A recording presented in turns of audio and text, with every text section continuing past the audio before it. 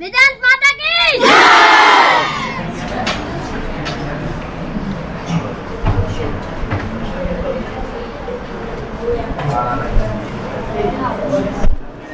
ધોરણ 10 માં હું જ્યારે હતો ત્યારે ચોક પડ્યો હશે ક્લાસમાં અને મેં આ સુવિચાર લખી નાખ્યો. અને મેં ક્યાં વાંચ્યો હતો?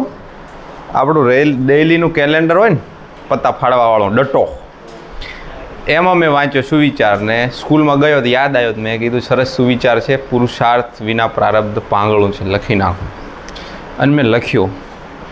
લખ્યા પછી લખ્યું, બેઠો, ક્લાસ ચાલુ થયો, ગુજરાતીનું લેક્ચર આવ્યો ને ફૂલજીબા ઠાકોર, અમારા ગુરુ, ભગવાન એમની આત્માને શાંતિ આપે, પણ બહુ જૂના શિક્ષક, એમને બા કહેતા મને દાદાની ઉંમરના. અને એમણે નમસ્કાર નમસ્કાર ડોક્યુમેન્ટ માટે આવ્યા હતા. હા હા, ના રેડી રેડી, બસ આનંદ હો. તો ફૂલજીબાએ પ્રશ્ન કર્યો કે આ સુવિચાર કોણે લખ્યો છે? મેં હાથ ઊંચો કર્યો રાજી થઈને. મને કે એનો મતલબ કહો. અનહલવાણા. કારણ કે પુરુષાર્થ અને પ્રારબ્ધનો મતલબ જ બહુ ખબર નહીં આપણને. એમ ખબર કે જાણે આવડે છે, એમાં પ્રારબ્ધ વિશે તો બિલકુલ ખબર નહીં, મતલબ ખબર નથી. સુવિચાર ચમ લખ્યો છે? ગુનો થઈ ગયો હતો મોટો. પછી એમણે એનો મૂળ એમને વિસ્તાર કરવો હતો. ગુજરાતીના શિક્ષક ખરા ને, અમે ફિઝિક્સના શિક્ષકો હોય તો એમ તમને આટલો વિસ્તાર કરી નાખીએ છીએ, તો ગુજરાતીના શિક્ષકને આખું ગુજરાતી ઘોળીને પી ગયેલા. દૂર દૂર બેહો, બે જણા ચમડીને બેહો, એવી શું એટલો બધો પ્રેમ? પુરુષાર્થ એટલે પરિશ્રમ, કર્તવ્ય નિષ્ઠા તમારી વધારે હોવી જોઈએ. એ સારી હોય તો જ પ્રારબ્ધ એટલે ભાગ્ય, પાંગળું એટલે વીક છે. પુરુષાર્થ ન કરો તો તમારું ભાગ્ય છે એ વીક છે. આના જેવી ઇંગ્લિશ સેન્ટેન્સ છે શું? અવર કર્મા ડિસાઇડ અવર ડેસ્ટિની. આપણું કર્મ છે, કર્મને કર્મ જ રાખ્યું હતું, તે સંસ્કૃત શબ્દને ઉઠાવ્યો હતો. ખેર, આજનો મુદ્દો, ચેપ્ટરનું નામ તમને યાદ છે કે નહીં? ઘણીવાર છોકરાઓને એવું થતું હોય કે ચેપ્ટર ભણતા હોય પણ નામ ના યાદ હોય. સ્થિત વિદ્યુત સ્થિતિમાન, અને બીજું એનું નામ છે કેપેસિટન્સ. બસ ये चाहिए हमको. આટલું તમે ભણી ગયા. હવે ચેપ્ટરનો બીજો પાર્ટ શરૂ થયો છે, કેપેસિટન્સ. કેપેસિટરને લગતી, કેપેસિટન્સને લગતી A to Z માહિતી આપણે ભેગી કરવી પડશે. પહેલું તો આ છે શું? તો આ એક ઇલેક્ટ્રોનિક ઉપકરણ છે, જે સાધન છે, અને એ ઇલેક્ટ્રોનિક ઉપકરણમાં વપરાય છે. જેમ કે પંખો, તો પંખામાં વપરાય, કેમેરાની ફ્લેશ ગનમાં વપરાય. આમનો ઉપયોગ ખરેખર કોઈ પ્રત્યક્ષ નથી પણ પરોક્ષ રીતે છે. પહેલાં ઉપયોગ ખબર હોય તો આપણને ઉપકરણ ભણવું ગમે. તો જે આ કેપેસિટર છે, એની જે કેપેસિટી છે એના પરથી કેપેસિટન્સ હોય. તમે દાખલા તરીકે એક પાણીનો પાલો, આવો પાલો જ ના હોય પણ આ છે કંઈક, આ પાણીનું પાત્ર છે અને આની અંદર 50 ml લિક્વિડ ભરી શકો છો, તો એની કેપેસિટી 50 ml જ છે. પછી તમે એમાં જોરો જબરદસ્તીથી 100 ml કે 52 કે 53 ml ના ભરી શકો. એ એની કેપેસિટી છે. શબ્દ સમજાય છે? કેપેસિટી છે. પાણીના ટાંકાની હોય છે ને કેપેસિટી, તમારી બી તો કેપેસિટી ડિફરન્ટ છે. તો આ 50 ml એની કેપેસિટી થઈ. એમ એવું કોઈ વૈજ્ઞાનિક કોઈ સાધન બનાવ્યું કે જેમાં પાણીની જગ્યાએ એ સાધનમાં વિદ્યુત ભાર ભર્યો, કે આના પર ચાર્જ ભરો, સ્ટોર કરીને રાખો અને એક સાથે ફેંકો. તો આપણને થાય કે આવું સાધન એ કેવું હોય છે? તો કે એને 2 પ્લેટ હોય છે. એક પ્લેટ ધનભારિત હોય છે, એક પ્લેટ ઋણભારિત હોય છે. આને કેપેસિટર કહેવાય, C વડે દર્શાવાય. એને બે છેડા હોય, છેડાને ટર્મિનલ કહેવાય. એટલે એક આ છેડો હોય ને એક આ છેડો હોય. પછી એને બેટરીને બધાની સાથે જોડી શકાય અને એમાં વિદ્યુત ભારો સંગ્રહ કરી શકાય. એટલે તરત મનમાં વિચાર આવે તો બેટરીમાં અને કેપેસિટરમાં શું ફરક? બેટરીનું બી તો કામ સ્ટોર કરવાનું છે અને બેટરી વિદ્યુત ભારોને ભેગા કરીને રાખે છે ને જ્યાં જરૂર હોય ત્યાં બેટરી લગાવો, કામ ચાલ્યા કરશે. મોબાઈલ છે એ તમારે લગાતાર પ્લગ ક્યાં રાખવો પડે છે? ટેલિફોનમાં મોબાઈલ ફોનમાં આ ફરક છે ને. મોબાઈલનો મતલબ થાય ગતિશીલ, મોબાઈલનો મતલબ ફોન નથી થતો. મોબાઈલ ટોયલેટે આવે છે એ ખબર છે ને. કથા વાંચકો હોય એમના પંડાલની આજુબાજુ પડ્યા છે ટોયલેટ જે હોય ને, જે ટ્રેક્ટરના ટોલાને જેમ જોડીને ગમે ત્યાં લઈ જાય કે મોબાઈલ ટોયલેટ. તો મોબાઈલનો મતલબ ગતિશીલ. તો બેટરીમાં કેપેસિટરમાં મુદ્દાનો ફેર એ છે કે બેટરી જે વિદ્યુત ભારો છે એને એક સાથે નહીં આપે, એ બહુ સ્લોલી ધીરે ધીરે જરૂર અનુસાર આપશે. બેટરી ચાર્જિંગ થતી વખતે ટાઈમ લેશે. આમ પ્લગ ભરાયું અને હું એક પ્રક્રિયા બતાવી દઈશ તમને પછીથી વિડીયોમાં કે એમાં કેપેસિટરની. જુઓ, આ કેપેસિટર ચાર્જ થયો અને આ ડિસ્ચાર્જ થયું. કેપેસિટરને તમે બેટરીના જેમ બે પ્લગ ભરાવો, 1 સેકન્ડમાં ફૂલ, તરત ચાર્જ. બેટરી એમ ચાર્જ થાય છે? અડધો કલાક લાગે, 15 મિનિટ લાગે, બહુ ફાસ્ટ ચાર્જર હોય તો. બેટરીને ભરાતોય વાર લાગે ને ખાલી થતોય વાર લાગે. કેપેસિટરને ભરાતોય વાર નથી થતી ને ખાલી થતો વાર નથી થતી. તરત ભરાણું તરત ખાલી. તો આ તરત ખાલી થાય એનો શું ઉપયોગ લીધો? માની લો કે આ તમારા પંખા ધીમા ફરી રહ્યા છે અને ફરતા હતા ઘણા ક્લાસના પંખા. 2 દિવસ પહેલાં આપણા ઇલેક્ટ્રિશિયન જગદીશભાઈ ઠાકોર આવ્યા અને એમણે એક પંખાના કેપેસિટર ચેક કરીને જે ખરાબ હતા એ બદલી નાખ્યા. આપણે કહીએ ટેટો જતો રહ્યો છે. એ કેપેસિટર બદલવાથી એ કેપેસિટરે સ્ટોર કરેલો વિદ્યુત ભાર વધારે પ્રમાણમાં પંખાને, મોટરને મળે છે અને એક સાથે મળે ફટાફટ ચાલ્યા કરે. આપણે એસી હોય છે ને એટલે ફટાફટ મળ્યા કરે અને એ કરંટ છે એના કારણે ઓલાને પાવર વધારે મળે એટલે સ્પીડ પકડે. તમે પંખામાં હાલ એક કેપેસિટર જોડેલું છે એની જગ્યાએ તમે 2 જોડી નાખો તો પંખાની સ્પીડ ઓર તેજ થશે. 3, 4, 5 જોડી નાખ. પછી એટલા બધા ના જોડતા નકાયા. હેલિકોપ્ટરના જેમ આખો ધાબો લઈને ઉડી જાય છે, બળી જાય પંખો. શું થાય બિચારો? ક્ષમતાથી વધારે ઘોડાને દોડાવો શું થાય? દોડે જ નહીં. દોડાવો કોઈ પણ રીતે એને 500 ગ્રામ અમલ પાઈ દો. તો આ એની કેપેસિટી છે અંતે ચાર્જને સંગ્રહ કરવાની. સિમ્પલ એનું એક સૂત્ર આપીશું. એ કઈ રીતે કામ કરે છે એની વાતો આપણે થોડીક સમજીશું. એ કેપેસિટરમાં એક પ્રકાર આવે છે પેરેલલ પ્લેટ કેપેસિટર, એનું સૂત્ર તારવીશું. ત્યારબાદ એના શ્રેણી સમાંતર જોડાણ અને એના ન્યુમેરિકલ. આટલું તમે ભણો એટલે તમારા બોર્ડની, ગુજકેટની, નીટની, ZEEની બધી જ માહિતી આવી ગઈ. પછી તમારે ન્યુમેરિકલ એક્સ્ટ્રા જેટલા સોલ્વ કરવા હોય એટલા કરવાના. આ સૂત્રોમાં બધું આવી જશે. બરાબર? તો આપણે બોર્ડની પરીક્ષામાં થિયરી કેમ પૂછાય ને લખવી એ શીખવાનું હોય મેઇન. અને એમાંથી પછી આપણો સાર છે આપણે યાદ રાખવાનો. તો પ્રશ્ન છે,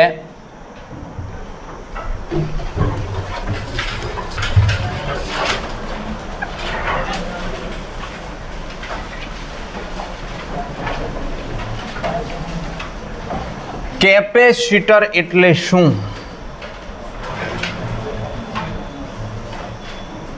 તેનું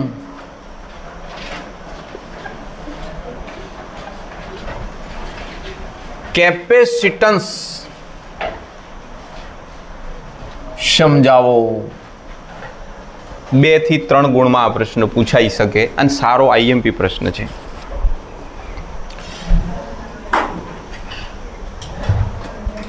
જવાબ છે આ કેવું હોય?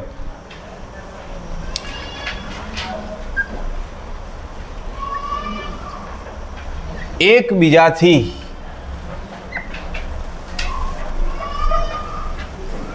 અલગ કરેલા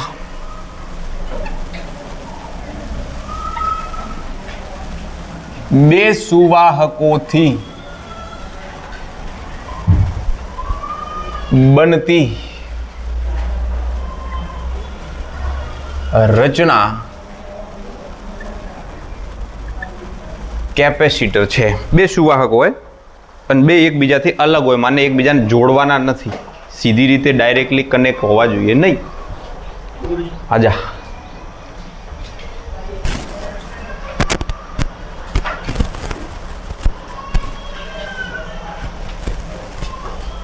માઇક ઓફ નહીં કીધું. પણ આની એક જૂની વ્યાખ્યા બી છે ઓલ્ડ બુકની. પુસ્તક બંધ રાખો તમે લોકો.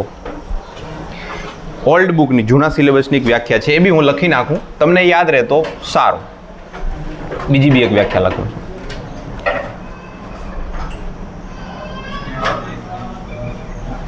એકબીજાથી અમુક ઠીક લાગે એટલા અંતરે મૂકેલા એને કહી શકો છો યાદચ્છિક અંતરે. એકબીજાથી યાદચ્છિક અંતરે રહેલા.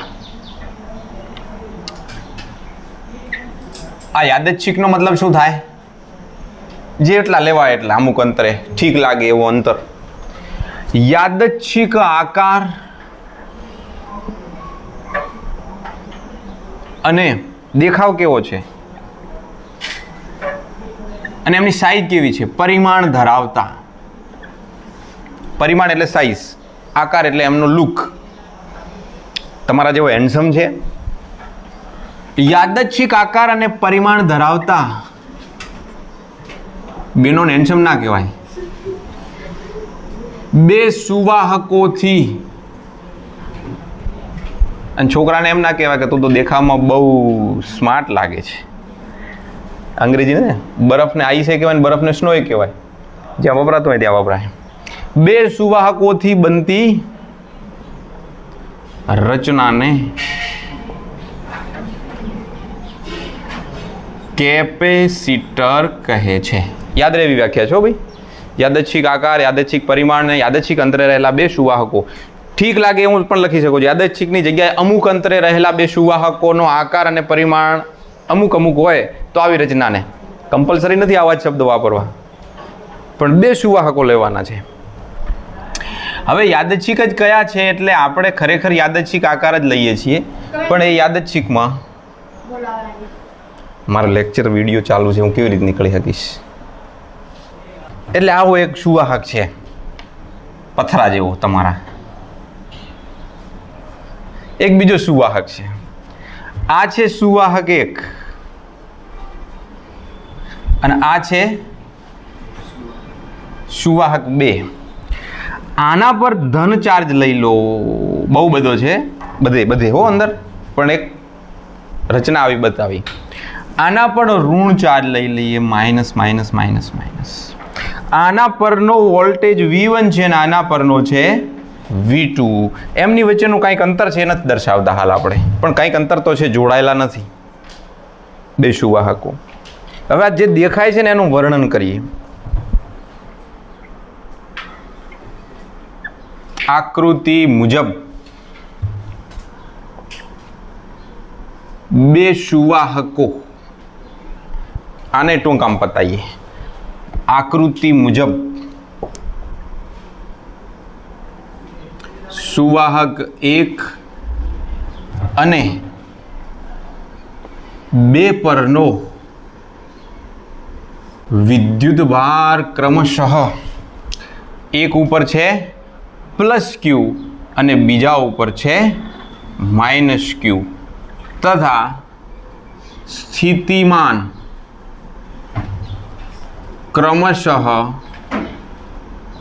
V1 અને V2 છે. માટે સ્થિતિમાનનો તફાવત જો V લો તો V1 - V2 લખવું હોય તો લખી શકાય. તો આ બે સુવાહકો થયા. તમે ચાહો તો બેમાંથી એક સુવાહકને અનંત અંતરે છે હું કલ્પી નાખો. જેમ કે બીજા સુવાહકને, બે સુવાહક હોવા કમ્પલસરી છે, પણ એમાં બીજા સુવાહકને અનંત અંતરે લઈ એક સુવાહકને કેપેસિટર ગણી શકાય. એકલાને કેપેસિટર કહી શકાય, આપણે હું કરવાનું નથી, પણ કહી શકાય કેવા પૂરતું. તો જે રચના કરી હતી હમણાં અહીંયા વ્યાખ્યા કરી હતી એવી રચના બતાવી દીધી છે. અહીંયા બે સુવાહકો છે, એકબીજાથી અલગ કરેલા છે, એમના પર કંઈક સ્થિતિમાન છે, એમના પર કંઈક વિદ્યુત ભાર છે, એવી એક રચના છે ને એના આ આખાને કેપેસિટર કહેવાય. આખાને એમના પર વિદ્યુત ભાર કેટલો હોય તો કે કેપેસિટરનો વિદ્યુત ભાર Q છે. આપણે ધન પ્લેટનો જ લઈએ, પહેલેથી આપણે આવું કરતા આવ્યા. ડાયપોલનો વિદ્યુત ભાર કહેતા હતા ને તો ધન પ્લેટનો લેતા હતા, Q/2 એમાં. પરંતુ કેપેસિટરનો જો તમને પૂછે કે કુલ વિદ્યુત ભાર કેટલો, તો કુલ વિદ્યુત ભાર તો છે 0. કુલ તો 0 છે, પ્લસ Q ને વત્તા માઇનસ Q, જવાબ 0 થશે. એનો અર્થ તો બંને પર વીજભાર સરખો જ હોવો જોઈએ. જો ડાયપોલ ઉપર બંને વિદ્યુત ભારો સરખા હતા, એમ કેપેસિટરમાં બંને પ્લેટ પર વિદ્યુત ભાર સરખા. એમાં એક એક ચાર્જ હતો. ડાયપોલ બે જ ધ્રુવો હતા, આમાં ઘણા બધા ચાર્જ છે, એટલે આ એક રચના બની ગઈ આખી. આ કેપેસિટરને માહિતી લગાતાર આપણને આપી રહ્યા છે. કેપેસિટરને બેટરી સાથે જોડવાથી તે ચાર્જ થાય છે અને પછી અન્ય ઉપકરણ સાથે જોડી નાખો તો ડિસ્ચાર્જ થશે. ઉપયોગમાં લો તો ડિસ્ચાર્જ થાય, બેટરી સાથે જોડો તો ચાર્જ થાય. કોઈ બી ચાર્જ કરવો હોય ત્યારે શું એનો સિદ્ધાંત છે ખબર છે તમને? ધન સાથે ધન જોડવાનો હોય ને ઋણ સાથે ઋણ જોડવાનો હોય. બેટરીના પોઝિટિવ સાથે પોઝિટિવ, નેગેટિવ સાથે નેગેટિવ હોય. અને ડિસ્ચાર્જ થાય ત્યારે બેટરીના છેડા અવળા હોય એટલે પછી એ વપરાશમાં આવે. બેટરીમાં સેમ જ વસ્તુ આવે તો એ ચાર્જ થાય છે. માહિતી પાકી થઈ ગઈ. એક કેપેસિટર બનાવ્યું જેના પર અમુક ચાર્જ હોય, અમુક વોલ્ટેજ હોય, એનો સ્થિતિમાનનો તફાવત ટોટલી V લઈ શકો છો. એને બેટરી સાથે જોડો એટલે ચાર્જ થાય. કુલ વિદ્યુત ભાર 0 હોય પણ વિદ્યુત ભાર આપણે Q કહી શકો છો. રેડી? તમે સૂત્ર જાણો છો, E બરાબર KQ/R². અને તમે જે આ કેપેસિટર છે એની પ્લેટ યાદચ્છિક આકારની લીધી જ છે, તો એક પ્લેટ અહીંયા છે ને એક પ્લેટ અહીંયા છે ને મારા હાથ, આ જે બંને હાથ છે ને હથેળીઓ છે, એવી રીતે આ બંને એવી પ્લેટો છે ને આના પર ધન ચાર્જ છે, આના પર ઋણ ચાર્જ છે. તો સ્વાભાવિક છે કે વિદ્યુત ક્ષેત્ર આ દિશામાં હશે, મને ધનથી ઋણ તરફ સદિશ E હશે. અને આ વિદ્યુત ક્ષેત્ર જેટલો વિદ્યુત ભાર વધારે એટલો વિદ્યુત ક્ષેત્ર વધારે. જેટલો વિદ્યુત ભાર વધારે એટલું વિદ્યુત ક્ષેત્ર વધારે. ઇટ મીન્સ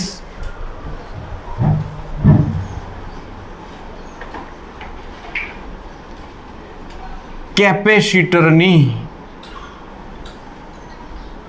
બે પ્લેટ વચ્ચે વિદ્યુત ક્ષેત્ર પ્લસ Q થી માઇનસ Q તરફ હોય છે. તેનો એટલે વિદ્યુત ક્ષેત્રનો આધાર Q પર છે, માટે તમે કહી શકો છો કે E ચલે છે Q. આ તો આપણને ખબર છે, પણ આમને આમ બીજું સૂત્ર બી તમને ખબર છે, V બરાબર KQ/R. મને સ્થિતિમાન પણ Q પર આધાર રાખે છે. તો બીજું વાક્ય એમાં નાખીએ. સુનો, આ વ્યાખ્યા ઓલરેડી ભણીને બેઠા છો. એકમ ધન વિદ્યુત ભારને સુવાહક 2 પરથી 1 પર વિદ્યુત ક્ષેત્રની વિરુદ્ધ લઈ જવા, હે ને? વિદ્યુત ક્ષેત્ર જુઓ, સુવાહક આ 1 છે, આ છે 2, અને ઓલા ધન ભારને તમારે ક્યાં લઈ જવો છે? અહીંયાથી અહીંયા કોઈ વિદ્યુત ભાર હોય ને અહીંયા લઈ જવો છે. તો વિદ્યુત ક્ષેત્રની અગેન્સ્ટ લઈ જવા, અને વિદ્યુત ભાર આપે તો એકમ ધન છે, લઈ જવા કરવા પડતા કાર્યને શું કહેવાય? સ્થિતિમાન કહે છે. માટે વી ચલે છે ક્યુ. સ્થિતિમાન બી તો ક્યુના સમપ્રમાણમાં છે. આ ક્યુ અને વી નો ગુણોત્તર જો લેવામાં આવે, માને તમે આ વી છે અને ક્યુ ના છેદમાં લઈ જાઓ, ક્યુ ચલે છે વી અથવા વી ચલે છે ક્યુ, ખરેખર વી ચલે છે ક્યુ, તો ક્યુ ના ભાગાકારમાં વી લઈ જાઓ અને ઇક્વલ ટુ કરો તો અહીંયા કોઈ શું છે? અચળ છે. અચળ નો ગુણોત્તર અચળ રહે છે. આ અચળાંકને નામ સાંભળજો, કેપેસિટરનું કેપેસિટન્સ સી કહે છે. કોન્સ્ટન્ટ સી નથી હો, કેપેસિટન્સનો સી છે. કોન્સ્ટન્ટ, પણ કોન્સ્ટન્ટ માટે સી નથી લખ્યો. માટે સી બરાબર ક્યુ ભાગ્યા વી. યાદ રહેશે? ના યાદ રહે તો આવું સૂત્ર યાદ રાખો, ક્યુ ને કરતા બનાવો, ક્યુ બરાબર સીવી, ક્યુ બરાબર સીવી, સીવી સીવી સીવી સીવી સીવી, શીવો હોય ને શીવાના કરતી સીવી, ક્યુ બરાબર સીવી, ક્યુ બરાબર સીવી, ક્યુ બરાબર સીવી. કારણ કે ગમે ત્યારે આપણે વીની જરૂર પડે, ક્યુની જરૂર પડે, આ સૂત્ર પરથી ગમે શોધવું પડે. ક્યુ બરાબર સીવી.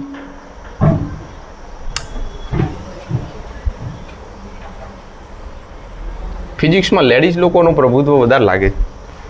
વી બાય ડી, સીવી.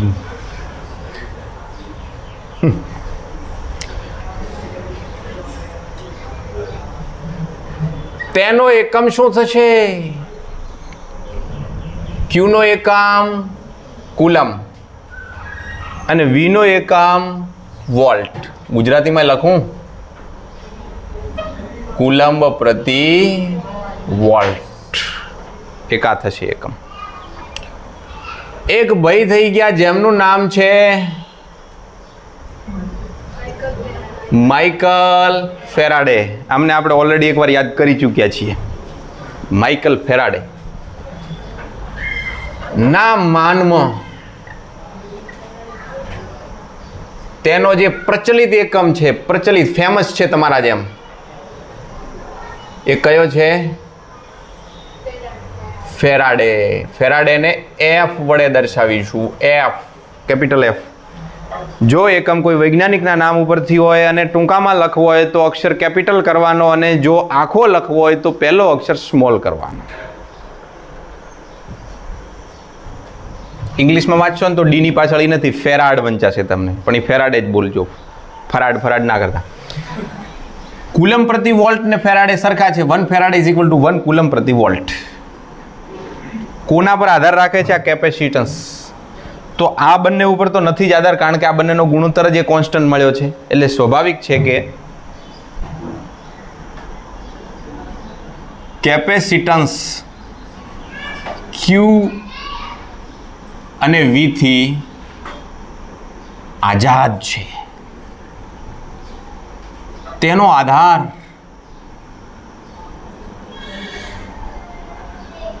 સુવાહકના પરિમાણ,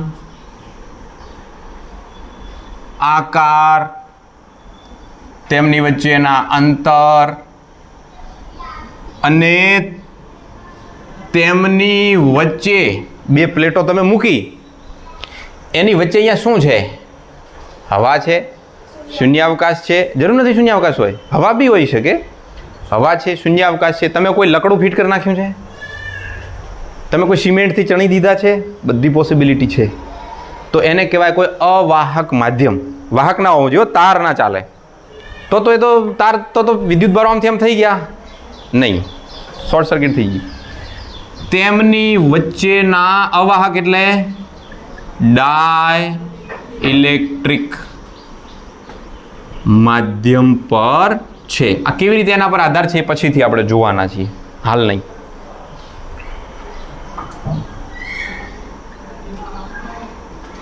તેની જે સંજ્ઞા છે, બેટરીની સંજ્ઞા કેવી?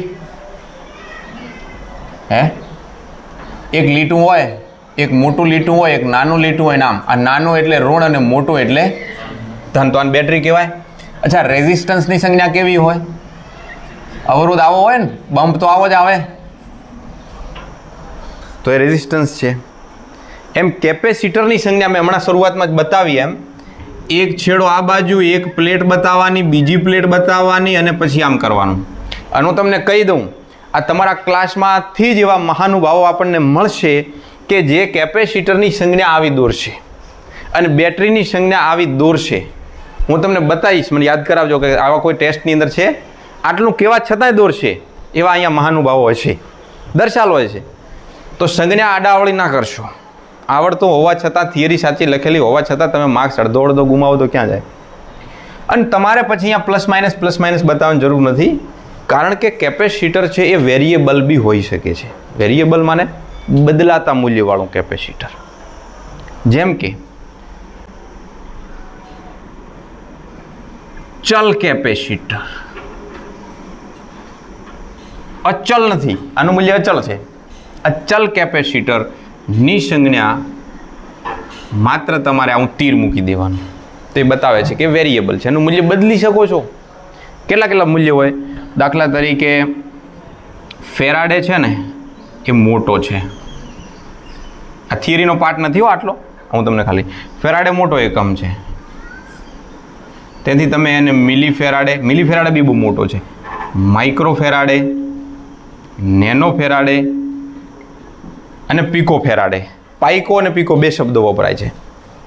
આ 10⁻12, 10⁻9, 10⁻6, 10⁻3 ઇટીસી વગેરે એના એકમો લેવાય છે. તમને દાખલાઓમાં મોટા ભાગે માઇક્રો ફેરાડે જોવા મળે છે, કારણ કે ફેરાડે તો બહુ મોટો એકમ છે. કેમ મોટો એકમ છે એ બી આપણે સિદ્ધ કરીએ પછીથી. થિયરીને એકવાર સમજી લઈએ. કેપેસિટર એટલે શું? તો કે બે સુવાહકોની રચના. કેપેસિટન્સ એટલે શું? તો એમની વિદ્યુત ભારોને સંગ્રહ કરવાની ક્ષમતા. આટલી સીધી વાત છે. હવે બોર્ડની પરીક્ષામાં પૂછાય ત્યારે કેમ લખાય? તો આમ લખાય. બે સુવાહક દોરવાના, આવડે એવી એકાદ વ્યાખ્યા લખવાની. સુવાહકો દોર્યા પછી જે એમાં -q, +q, V1, V2 જે કર્યું છે એ તમારે લખવાનું કે 1 અને 2 ઉપર આટલા વિદ્યુત ભારો છે. દર્શન માંડ બગાસો રોકી રહ્યો છે. V1 અને V2 બધું લખી નાખ્યું. એક સુવાહકને અનંત અંતરે લઈ અને બીજાને કેપેસિટર તમે ગણી શકો છો. આ તો માહિતીઓ છે બધી. જુઓ, વિદ્યુત ભાર Q કહેવાય, કુલ શૂન્ય છે, બેટરી સાથે જોડો તો ચાર્જ થાય, તો માહિતી છે. સમજણ વળી અહીંયાથી ચાલુ થઈ કે V ચલે છે Q માં, Q ભાગ્યા V અચળ હોય એને જ કહેવાય. એને કહેવાય કેપેસિટન્સ. કેપેસિટન્સ માઇકલ ફેરાડે પરથી એનો એકમ ફેરાડે છે, અને બસ બાકીની માહિતી પૂર્ણ થઈ. ઓકે, નોટ કરો.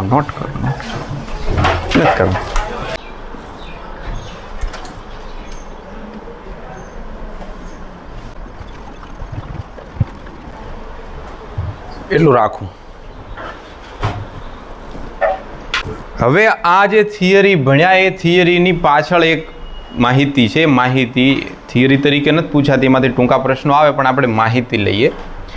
એમાં બે વાતો શીખીએ. એકનું નામ છે ડાઇલેક્ટ્રિક બ્રેકડાઉન અને બીજાનું નામ છે, એ બીજાનું નામ પછી ડાઇલેક્ટ્રિક બ્રેકડાઉન અને બીજું નામ છે ડાઇલેક્ટ્રિક સ્ટ્રેન્થ. સ્ટ્રેન્થ એટલે તો મજબૂતાઈ, અને આ બ્રેકડાઉન એટલે તૂટી પડવું, બ્રેકડાઉન થઈ ગયું. માની લો કે આ પ્લેટ છે એ ધનભારિત છે અને આ પ્લેટ છે એ ઋણભારિત છે, અને આ કેપેસિટર છે, કેપેસિટન્સ છે C. તો C = Q ભાગ્યા V. જો તમે આપેલા કોઈ Q વિદ્યુત ભાર માટે C વધારવા માંગો છો તો તમારે વી શક્ય એટલો નાનો લેવો પડશે. મને બે પ્લેટ વચ્ચેનો પીડી બહુ ઓછો હોવો જોઈએ. બે પ્લેટ વચ્ચે સ્થિતિમાનનો તફાવત શક્યતઃ ઓછો તો આપેલા વિદ્યુત ભારો માટે કેપેસિટન્સની કેપેસિટરની કેપેસિટી વધી જશે. વિદ્યુત ભારોને સંગ્રહ કરવાની ક્ષમતા વધારે, આપણે તો વધારે જ જોઈએ ને, ઓછી શું કામ જોઈએ? પણ તેમ છતાંય તમે કોઈ રીતે આના પર વિદ્યુત ભારો નાખ્યા જ કરો છો તો શું થશે? વિદ્યુત ભારો વધવાના કારણે જો આ માની લો કે નાનો ના હોય અને વી મોટો હોય, તો તમે જાણો છો કે E બરાબર V/D.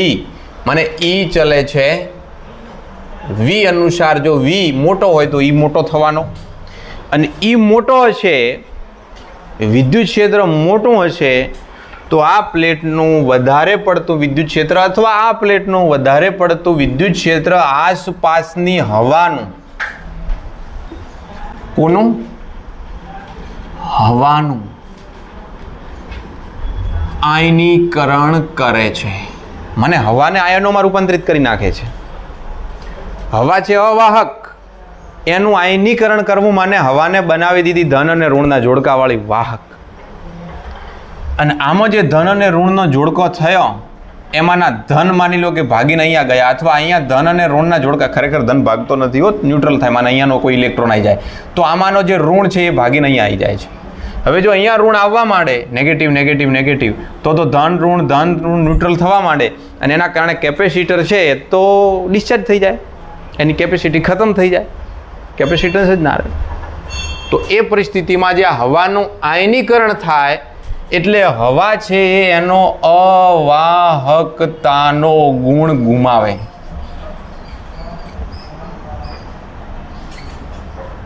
જેને અવાહક એટલે ડાઇલેક્ટ્રિક, અને ગુણ ગુમાયો, ડાઇલેક્ટ્રિક છે એણે પોતાની અવાહકતા છોડી દીધી, એટલે શું થયું કહેવાય? બ્રેકડાઉન કહે છે. કોરોના બ્રેકડાઉન એવું બી એને કંઈક બોલાય છે બીજું. એના પરથી યાદ આવ્યું, કેપેસિટરનું ગુજરાતી નામ શું છે ખબર છે? સંધારક. કભી કहीं નામ સુનો તો, સંધારક. ડાઇલેક્ટ્રિક બ્રેકડાઉન થઈ ગયું. હવે બીજો વર્ડ છે ડાઇલેક્ટ્રિક સ્ટ્રેન્થ, તાકાત. અવાહક માધ્યમ પોતે વાહક બનતો નથી, પોતાનો અવાહકતાનો ગુણધર્મ જાળવી રાખે એને એની ડાઇલેક્ટ્રિક સ્ટ્રેન્થ કહે. મને જે મહત્તમ વિદ્યુત ક્ષેત્ર સુધી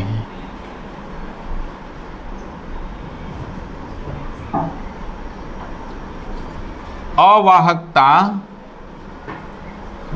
જળવાઈ રહે તેને તે અવાહકતાનું ડાઇલેક્ટ્રિક સ્ટ્રેન્થ કહે છે. આમાં યાદ એક વસ્તુ રાખો તમે, કોણ સી? હવા માટે ડાઇલેક્ટ્રિક સ્ટ્રેન્થનું મૂલ્ય કેટલું છે યાદ રાખજો.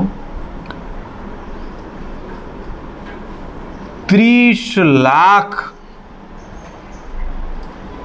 વોલ્ટ પ્રતિ મીટર. યાદ રહેશે? 1 મીટરના એરિયા માટે તમે જો 30 લાખ વોલ્ટ આપો ને ત્યાં સુધી અવાહક નથી થવાનો. પછી લીક થવા માંડશે વિદ્યુત ભારો. વિદ્યુત ભારો લીક થાય એનું તમે ઉદાહરણ સમજો છો? વીજળી પડવી. વીજળી ક્યાંથી ક્યાં આવે છે? કેટલા મીટરનું અંતર છે તમારા અને આકાશ વચ્ચેનું, અને છતાં એટલું મોટું અવાહક વાતાવરણને ભેદી અને પૃથ્વી સુધી એ પડે છે. મને કયા લેવલનો પીડી ક્રિએટ થયો છે, અને એ વીજળી આપણા પર પડે અને પછી આપણી શું હાલત થાય? 1 સેકન્ડમાં જેમ રૂનું આટલું બધું પૂમડું નાખ્યું હોય અગ્નિમાં, ક્યાં ગયું ને ક્યાં ધુમાડો ને શું ફૂમ થઈ જાય. તોય આપણે તો ઘણા ખરા અમુક તો થોડો કરંટ આવે છે, વૃક્ષો ઘણીવાર બચી જતા હોય છે, એ સુકાઈ જાય ધીરે ધીરે, ભેંસ મરી ગઈ, આ થઈ ગયું, તે થઈ ગયું. કેમ આ બધું થાય છે? એ ડ્રાય ઇલેક્ટ્રિક બ્રેકડાઉન થાય છે. જીવતું જાગતું ઉદાહરણ આપણને દર ચોમાસામાં જોવા મળે છે. કડાકા ને ભડાકા થાય છે. હવે આને આંકડાકીય લખો તો 30 લાખ એકમ, દશક, 100, બોલારો, 1000, 10,000, લાખ, 10 લાખ વોલ્ટ પ્રતિ મીટર. 1, 2, 3, 4, 5 અને 6. 3 ગુણ્યા 10⁶ વોલ્ટ પ્રતિ મીટર. જે તમને ઠીક લાગે તે યાદ રાખો. કોઈ કે અમારે તો મીટર નહીં, નીચે સેન્ટીમીટર અંતરે રાખવી છે બે પ્લેટોને, તો સેન્ટીમીટર અંતરે રાખી હોય તો 3 ગુણ્યા 10⁶ વોલ્ટ પ્રતિ મીટરના સેન્ટીમીટર કરો એટલે 1 મીટર બરાબર 100 સેન્ટીમીટર, એટલે 10⁵ સેન્ટીમીટર થઈ ગયા. આ 2 ઉપર જાય તો જવાબ 3 ગુણ્યા 10⁴ વોલ્ટ પ્રતિ સેન્ટીમીટર. ઓકે, આ સેન્ટીમીટર છે, વોલ્ટ પ્રતિ સેન્ટીમીટર. પણ એ તો એકમ બદલાશે, તો એ તો બદલાશે ને, તો પછી એ 30,000 થઈ જાય છે. 30,000 વોલ્ટ 1 સેન્ટીમીટર દીઠ. એટલા બધા ખતરનાક વોલ્ટેજ લાગુ પાડો ત્યાં સુધી તો હવા પોતાની મજબૂતાઈ જાળવી રાખે છે. તો આ એક ટૂંકો પ્રશ્ન પરીક્ષામાં જોવા મળે છે. બાકી આઈડિયા આવી ગયો ને કોને બ્રેકડાઉન કહેવાય અને કોને સ્ટ્રેન્થ કહેવાય. હવે આ લોકો હમણાં કહ્યું કે પેલો વીની કિંમત મૂકીએ તો, જેમ કે C બરાબર Q ભાગ્યા V છે, એને બી આપણે એક્સ્ટ્રામાં લઈ લઈએ. ડસ્ટરની હાલત જો, ડસ્ટર શું કરે છે, ગંદુ કરે. તમે પૃથ્વીને પણ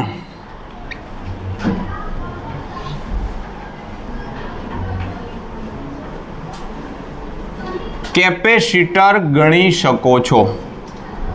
કેવી રીતે? C બરાબર Q ભાગ્યા V માં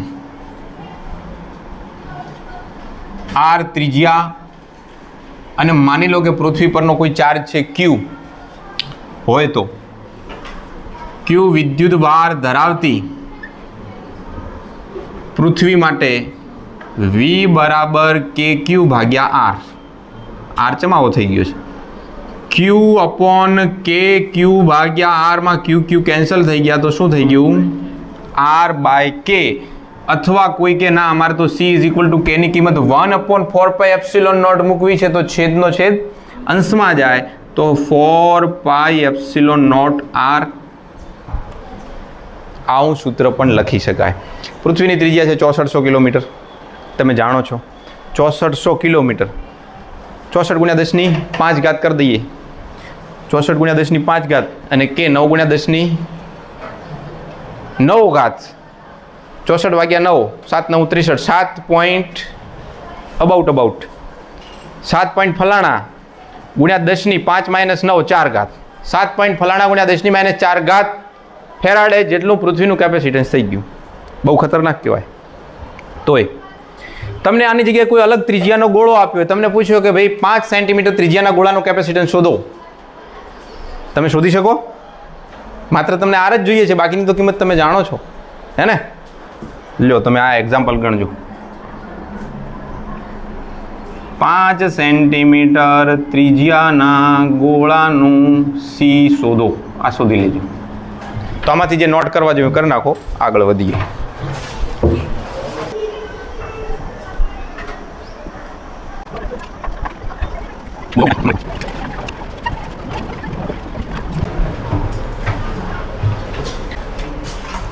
ચલો ધ્યાન રાખો. બીજો પ્રશ્ન છે આજનો મહત્વનો.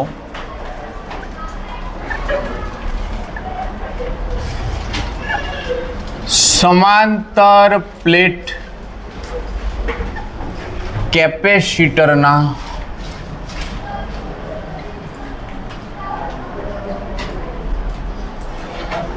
કેપેસિટન્સનું સૂત્ર મેળવો.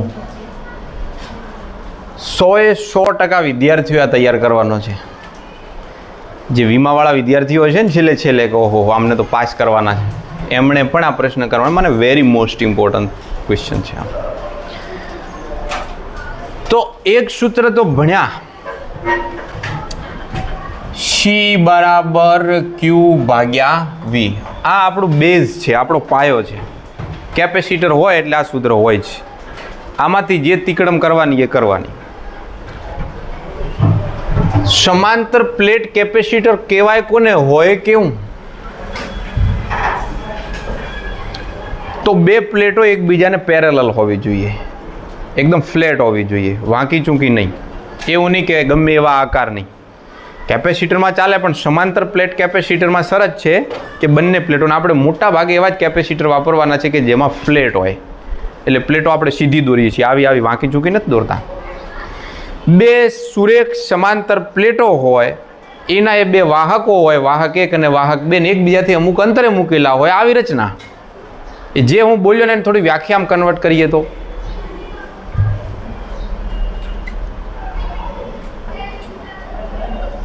એકબીજાથી થોડાક અંતરે, નાના અંતરે અથવા તો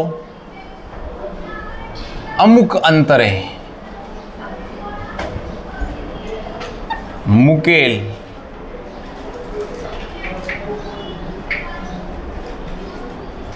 સુરેખ સમાંતર એવા બે મોટા શબ્દ બે મેં નથી રાખ્યો, મને યાદ ના આવ્યો, મેં ના લખ્યું. બે સુવાહકોથી બનતી રચના. આ સુવાહકની જગ્યાએ પ્લેટોથી બનતી રચના એવું પણ લખી શકો છો. સમાંતર પ્લેટ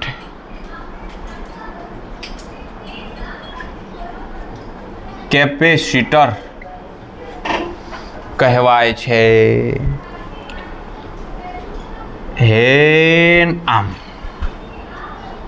આ એક પ્લેટ માની લો કે આ ધન વિદ્યુત ભારિત પ્લેટ છે, એટલે એના પર ધન વિદ્યુત ભાર ઘનતા છે પ્લસ સિગ્મા. આનું જે ક્ષેત્રફળ છે એ છે એ જેટલું.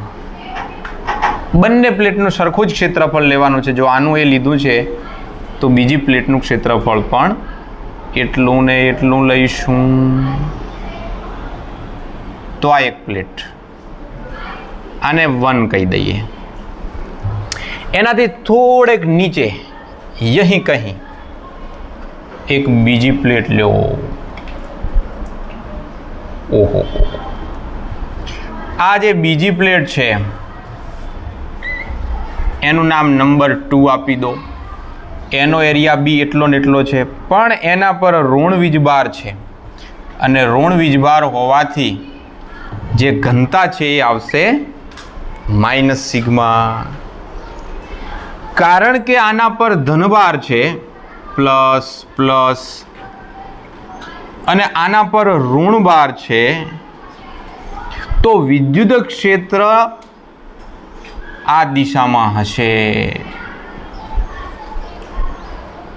બે પ્લેટો એકબીજાથી અમુક અંતરે આવેલી છે, એનું નામ ડી રાખી લો. આવી એક આકૃતિ બનાવો. આવડે ને? હું આડો ઉભો રહું. શું દોર્યું તું? કોઈ ના દેખાવું જોઈએ, તો જાણી જોઈને દેખશો જ નહીં. એક પ્લેટ, નીચે પ્લેટ, ધન ઋણ પ્લસ સિગ્મા માઇનસ સિગ્મા ક્ષેત્રફળ એ દર્શાવી દીધું. બે વચ્ચેનું અંતર ડી અને વિદ્યુત ક્ષેત્ર નીચે તરફ. આમાંથી કાંઈક ભૂલી જશો તો ચાલશે, પણ આ બે પ્લેટો દોરવાની ભૂલતા નહીં. આ જ દોરવાનું ભૂલી જાઓ ને બધું કરો તો નહીં ચાલે. તો આ છે બીજી પ્લેટ, આ છે પહેલી પ્લેટ. સુવાહક 1 અને સુવાહક 2. રેડી? હવે વર્ણન કરું જે દેખાય છે એનું. ફિગર મુજબ એ આડછેદ ધરાવતી બે સુવાહક પ્લેટો. ખરેખર આ પ્લેટો શબ્દ રોંગ છે ને, પ્લેટ્સ કહેવાય ને અંગ્રેજીમાં, તો આપણે પ્લેટો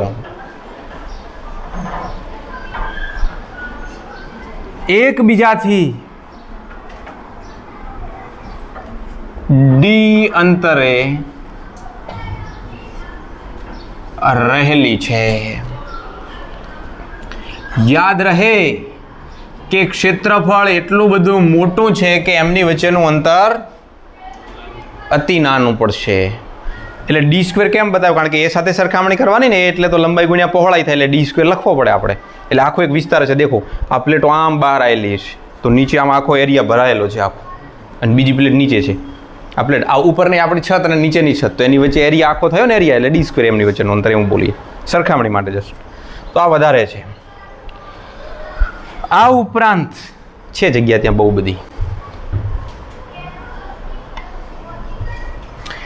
વિદ્યુત ક્ષેત્ર આમથી આમ છે, પૃષ્ઠ વિદ્યુત ભાર ઘનતા પણ છે, અને આટલું મોટું છે.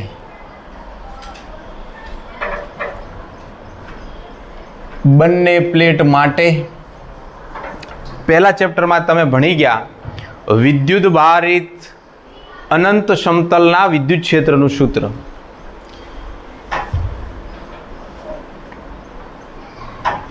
વિદ્યુત ભારિત પૃષ્ઠના વિદ્યુત ક્ષેત્ર કયું સૂત્ર હતું? E બરાબર બોલો, હા, સિગ્મા અપોન 2 એપ્સિલોન નોટ પ્રમાણે ગણી શકાય. તો ગણો. એક ઉપરની સપાટી પ્લેટ એક અથવા સુવાહક એકની ઉપરના વિસ્તારમાં વિદ્યુત ક્ષેત્ર E1. અહીંયા કોઈ બિંદુએ વિદ્યુત ક્ષેત્ર યાદ છે? સ્વાધ્યાયનો દાખલો હતો પહેલા ચેપ્ટરમાં, એમાં બે પ્લેટો હતી, પ્લસ સિગ્મા માઇનસ સિગ્મા. એક પ્લેટની આ બાજુ P બિંદુ હતું, અહીંયા Q હતું, ને વચ્ચે હતો R, અને વચ્ચે સરવાળો થતો તો બેનું એક જ દિશામાં હતું વિદ્યુત ક્ષેત્ર, ધનથી ઋણ તરફ બંનેનું. આ બાજુ તો પરસ્પર વિરુદ્ધ દિશામાં હોય. જેમ કે આ ધન પ્લેટ છે તેનું વિદ્યુત ક્ષેત્ર ઉપર તરફ, ને ઋણ છે તેનું વિદ્યુત ક્ષેત્ર નીચે તરફના અંતર એટલું બધું નાનું છે કે તમે બંને ક્ષેત્રોને સમાન ગણી શકો, અને એકમાંથી બીજું જે માઇનસ થાય એટલે E1 બરાબર sigma upon 2 epsilon not minus sigma upon 2 epsilon not બરાબર જવાબ વધ્યો. એ રીતે સુવાહક 2ની આ છે એની નીચેના ભાગમાં અથવા પ્લેટ 2ની નીચેના ભાગમાં, તો ત્યાં બી શું થશે? સેમ વસ્તુ. આ તમારા ભેજામાં ઉતરે છે કે હું એકલો ને એકલો બોલો છું? આ બિંદુ છે, આ ઋણ પ્લેટ છે તેનું વિદ્યુત ક્ષેત્ર આમ, અને આ ધન પ્લેટ છે એનું વિદ્યુત ક્ષેત્ર આમ. આ બિંદુ છે P. બંને વિદ્યુત ક્ષેત્ર પરસ્પર વિરુદ્ધ દિશામાં હોય અને સમાન મૂલ્યના ઓલમોસ્ટ હોય, એટલે જવાબ શું થઈ ગયો? 0. એટલે બાદબાકી થઈ. પણ વચ્ચેના વિસ્તારમાં શું થાય?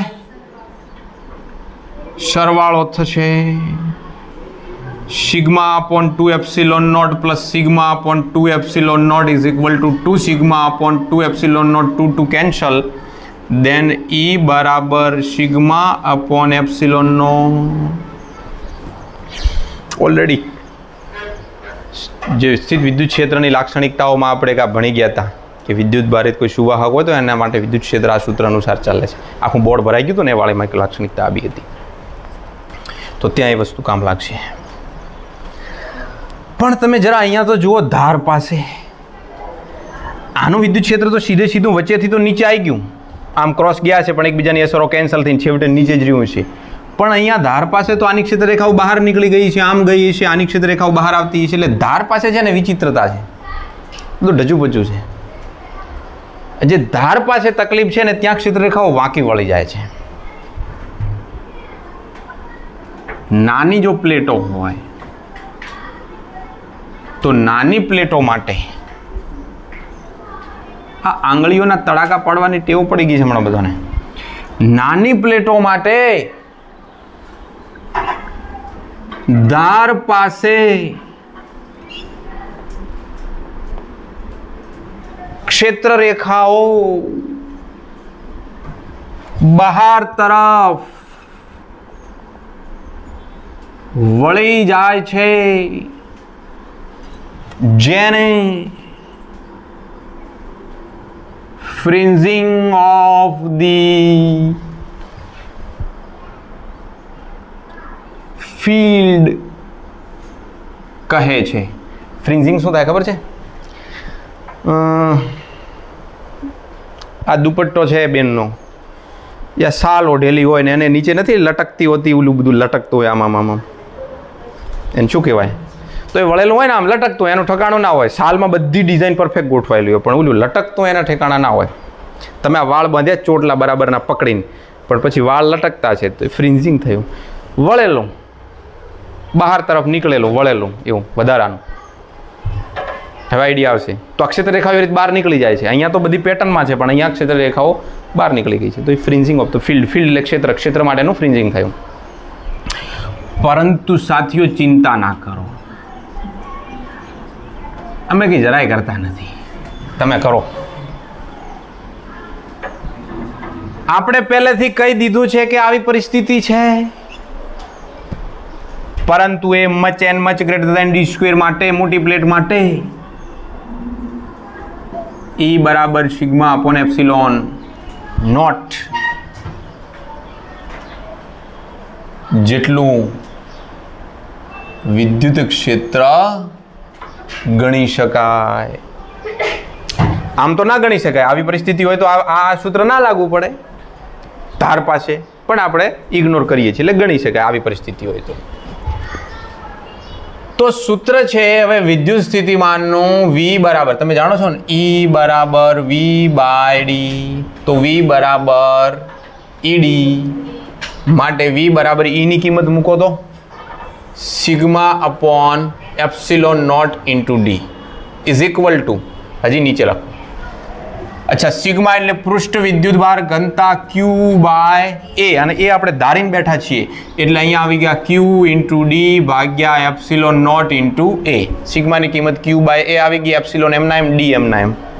કોની કિંમત છે? આ V ની. માટે V, આ સમીકરણ બગડે 2. કેપેસિટન્સનું સૂત્ર છે C is equal to Q by V માં આને મૂકતા તો C બરાબર Q એમના એમ, V ની કિંમત Q ડી ભાગ્યા એપ્સિલોન નોટ ઇન્ટુ A. તમે દેખો મેં ભાગ્યા કેમ લખ્યું છે, અહીંયા ભાગ્યા કર્યું હોત તો તમને ખબર ના પડત કે કોણ કોના ભાગાકાર, એટલે થોડું ત્રાસું કરી દેવાનું. દીકરા હે આ Q ઉડી ગયા, છેદનો છેદ માટે C बराबर, अब इसको नहीं भूलना है, ये हर पल आपके साथ रहेगा, आपके साए की तरह, जब तक आप कैपेसिटर में जुड़े हुए हो. C is equal to epsilon not A by D. હવે આ સૂત્ર જ તમારા માટે તારણહાર બનશે મોટા ભાગના ન્યુમેરિકલમાં. જે સમાંતર પ્લેટ કેપેસિટરનું કેપેસિટન્સ છે તેનો આધાર શૂન્યાવકાશની પરમિટિવિટી પર, પ્લેટોના ક્ષેત્રફળ પર અને બે પ્લેટોના વચ્ચેના અંતર પર છે. મેં ટૂંકમાં લખ્યું છે, તમે આખું વાક્ય લખી શકો છો. આ કેમ એમ કરે છે? એપ્સિલોન નોટ A અને D પર છે. હે ઓકે, બીજી વાર બોલતો નથી, એકવાર આવડી જશે એવું માનીએ.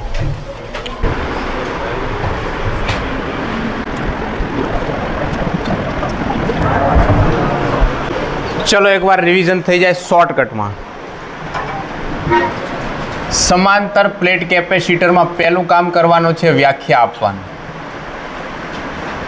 બીજું કામ આપવાનું છે ફિગર દોરવાનું, અને ત્રીજું વર્ણન. શું જે તમે દોર્યું છે એનું વર્ણન કરવાનું છે. વ્યાખ્યા, આકૃતિ, વર્ણન, પછી થયા મેથેમેટિક્સ. મેથેમેટિક્સની અંદર તમને મળ્યું છે E બરાબર સિગ્મા અપોન એપ્સિલોન નોટ. તમે જાણો છો V બરાબર ED એટલે sigma upon epsilon not into D. Sigma એટલે Q by A into epsilon not ને અહીંયા છે D. તમે જાણો છો C બરાબર Q ભાગ્યા V માં Q ભાગ્યા V ની કિંમત QD ભાગ્યા A ઇન્ટુ એપ્સિલોન નોટ. આ ગયા તો epsilon not A by theory પૂરી. તો આ રીતે તમે થિયરીને અલગ સ્ટેપમાં યાદ રાખી શકો છો. હવે પ્રશ્ન છે એક, પ્રશ્ન છે ટૂંકો કે 1 મીટર વર્ગ ક્ષેત્રફળ નોટ કરો અને એકબીજાથી,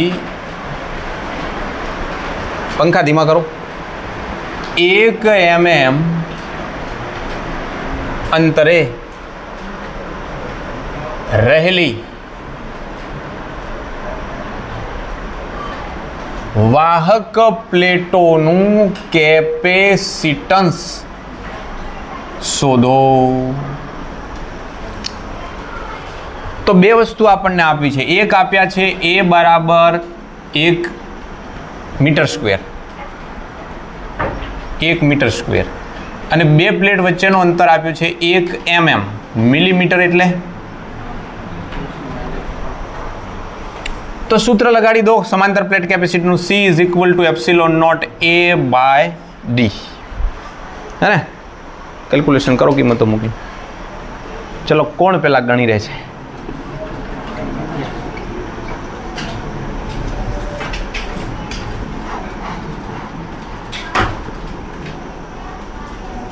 કોણ આમાં કેલ્ક્યુલેટરનો કોણ ચપ ચપ ચપ કરે અને ચમ કરે છે?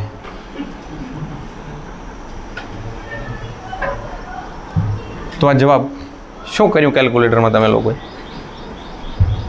12 માંથી 3 કાઢ્યા?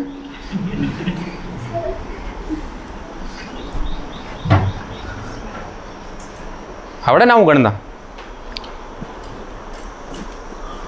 પુસ્તકમાં થિયરીની પાછળ બી આ ટાઈપનો તમને પ્રશ્ન નાખેલો છે. એક બીજો ક્વેશ્ચન થાય છે, આ જગ્યાનો ઉપયોગ કરો, તમે લખો એટલે.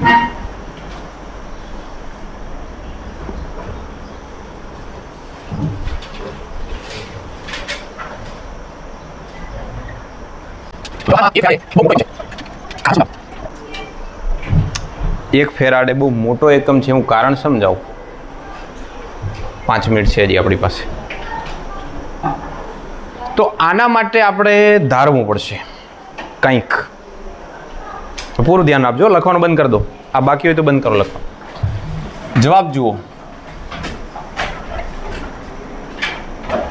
ધારો કે D બરાબર 1 સેન્ટીમીટર, 1 સેન્ટીમીટર એટલે 10⁻² મીટર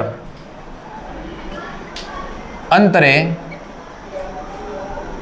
બે પ્લેટ છે, જે સુવાહક પ્લેટો છે, તમે કેપેસિટરની 1 સેન્ટીમીટર અંતરે જ રાખી છે.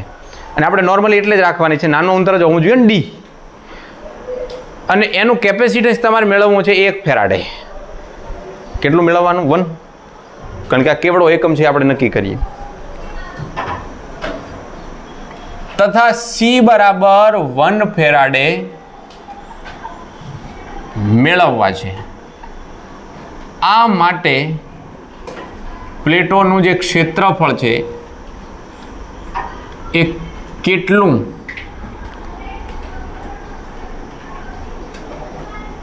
હોવું જોઈએ તે મેળવીએ.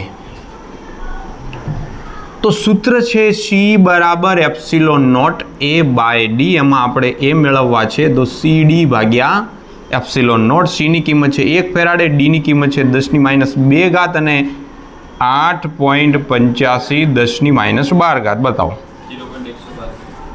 0.112 ક્રોસ 10⁻, આ ઉપર આયા +12 થયા એટલે 10.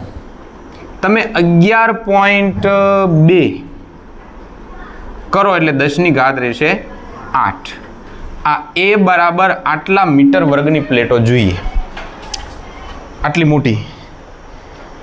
તો કેટલી લંબાઈ ને કેટલી પહોળાઈ? તમે જાણો છો ને ક્ષેત્રીય મેગ્નિફિકેશનમાં લંબાઈ અને પહોળાઈ બંને. તો આપણે એની સરખામણી થાય D² સાથે. લંબાઈ એ D હોય ને પહોળાઈ એ D હોય તો એ બરાબર D² કહેવાય. અહીંયા ઓલરેડી એક D આવી ગયો છે, તો આપણે બીજો કોઈ D કહીએ. શું કહીએ? L કહી દઈએ. L length. તો L² is equal two 11.2 10⁸ metre વર્ગ.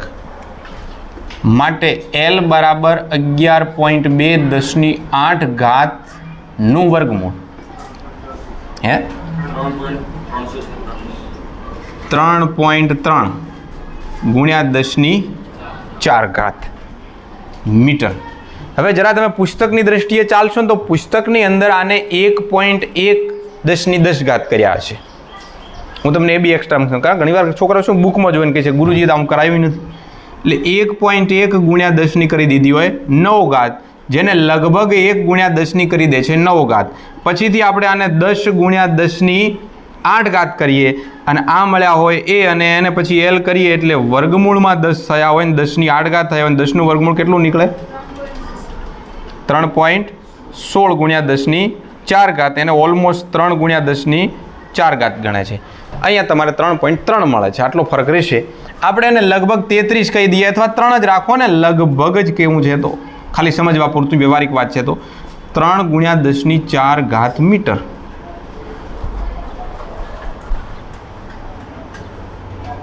तीस गुणिया 10 3 घात मीटर माने 30 किलोमीटर.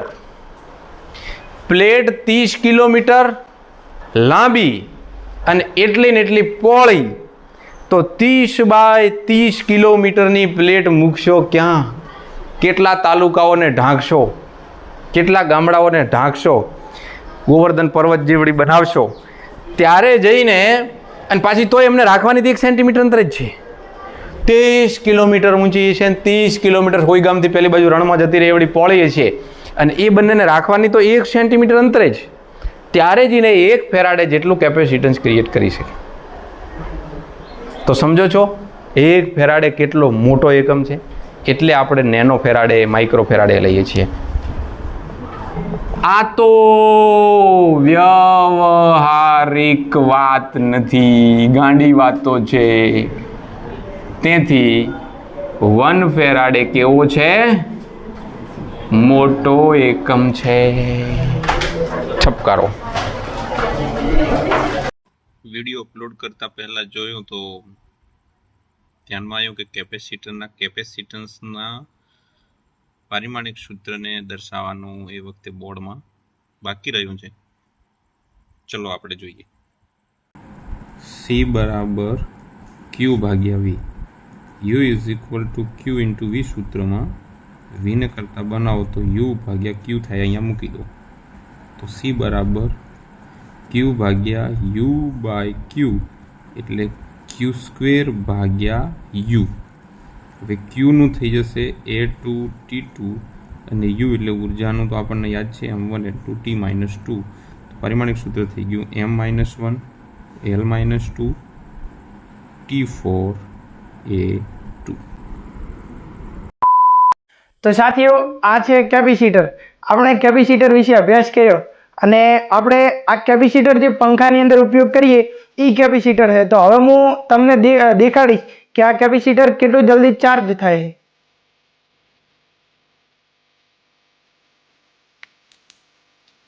જો આ કેપેસિટર ચાર્જ થઈ ગયું. હવે આપણે દેખીશું કે આ કેપેસિટર કેટલું જલ્દી ડિસ્ચાર્જ થાય છે. તમે દેખો.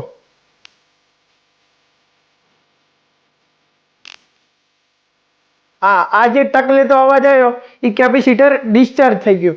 હવે આપણે કેપેસિટરને લગતી એક બીજી પ્રવૃત્તિ દેખીશું. તો સાથીઓ, ફરીથી આને ચાર્જ કરીશું.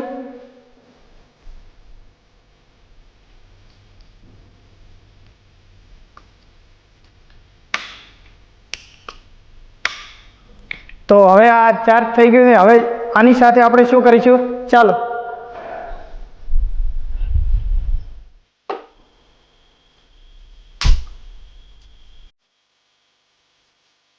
દેખો, આ કરી આપણે કેપેસિટર સાથે પ્રવૃત્તિ.